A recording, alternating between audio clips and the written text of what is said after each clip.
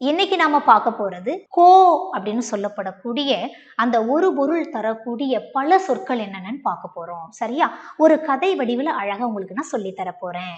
கவனிக்கலாமா? கவனிங்களேன். பாருங்க. அதாவது பாருங்கம்மா, வானம், பூமி, சூரியன், சந்திரன், மலை. வானம், பூமி, சூரியன், சந்திரன், மலை. ஒரு இயற்கை சார்ந்த சூழல் அப்படி கற்பனை பண்ணிக்கணும். சரியா? அப்போ கண் பார்க்கும் திசை எங்கும் சொர்க்கமாக காட்சியளிக்கிறது. கண்ணு எங்கெல்லாம் பாக்குதோ அங்கெல்லாம் சொர்க்கம் போல இருக்குதுப்பா. சரியா? அப்ப சொர்க்கம்னா நிச்சயமாக தேவலோகத்துக்கு இணையா இருக்குதுங்க அந்த இடம். சரிதானா? சரி, அடுத்தது அப்படியே கவனிச்சுக்கிட்டே வாங்க. அப்பேற்பட்ட அந்த இடத்துல யார் இருக்கிறா பாருங்க, ஒரு தகப்பன் ஒரு தாய் இருக்கிறாங்க. சரியா? சொர்க்கம் போல காட்சி அளிக்கக்கூடிய ஒரு தேவலோகம் போன்ற இடம். அந்த இடத்துல ஒரு தகப்பனும் ஒரு தாயும் இருக்கிறாங்க. அவங்களுடைய மகள் யாருமா? வாணி. சரியா? அந்த தகப்பனுடைய தொழில் என்னப்பா, ஒரு வேலை பார்க்கிறாருன்னா அவன் ஒரு குயவன். அவன் ஒரு குயவன். அப்போ தகப்பன் சொல்றாரு, வாணியை பார்த்து நீர் எடுத்துட்டு வான்னு சொல்றாரு. சரியா? மண்ணை பிசையணும் இல்லையா, அந்த பானை வணையணும் இல்லையா, அதுக்காக நீர் எடுத்துட்டு வான்னு சொல்றாரு.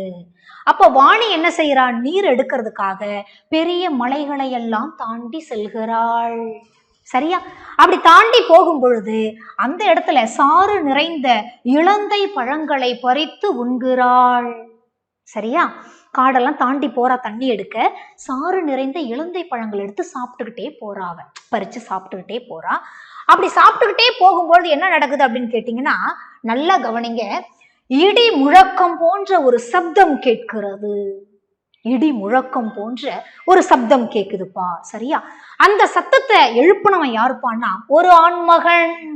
அந்த ஆண்மகன் யாருப்பா அப்படின்னா ஒரு அரசனானவன். சரியா? பயங்கரமான சப்தம். யாருப்பா அந்த சத்தத்தை எழுப்புறதுன்னு பார்த்தா ஒரு ஆண் மகன், ஒரு அரசன். சரியா?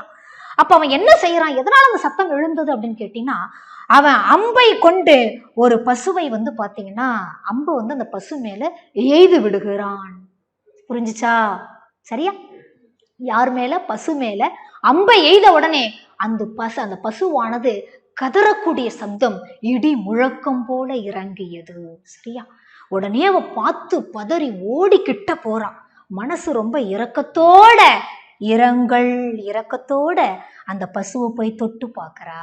அந்த பசுவை போய் தடவி கொடுக்கறா, தொட்டு பார்க்கறா. சரிதானா? ரொம்ப சுலபமா ஞாபகம் வச்சுக்கலாம். சரியா?